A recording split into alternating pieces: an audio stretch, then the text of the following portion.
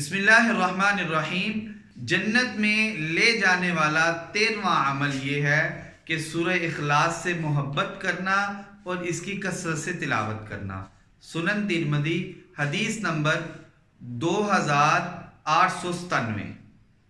अबू हुरैरा रज़ी अल्लाह ताला इस हदीस को रवायत करते हैं। वो फरमाते हैं, मैं प्यारे पैगंबर जनाब मोहम्मद रसूलुल्लाह सल्लल्लाहु अलैहि वसल्लम के हमरा जा रहा था कि एक बंदे को सूरह इखलास पढ़ते हुए सुना। नबी मेहरबान सल्लल्लाहु अलैहि वसल्लम ने अपनी ज़ुबान नबुव्वत से इरशाद फरमाया, वाजिब हो गई। तो अबू हुरैरा रज़ी अल्लाह ताला फरमाते हैं, मैंने सवाल किया, अल्लाह के रसूल क्या वाजिब होगी? आप सल्लल्लाहु अलैहि वसल्लम ने फरमाया कि इस बंदे पर जन्नत वाजिब हो गई। तो अक़ीदे तौहीद को मजबूत करने के साथ साथ सूरह इखलास की कसरत से तिलावत करने की वजह से इंसान अल्लाह रब्बुल इज़्ज़त की जन्नत का मेहमान बन जाता है। हमारी इस वीडियो को लाइक, शेयर और अपने दोस्तों को मेंशन कीजिए और हमारे YouTube चैनल को सब्सक्राइब कीजिए।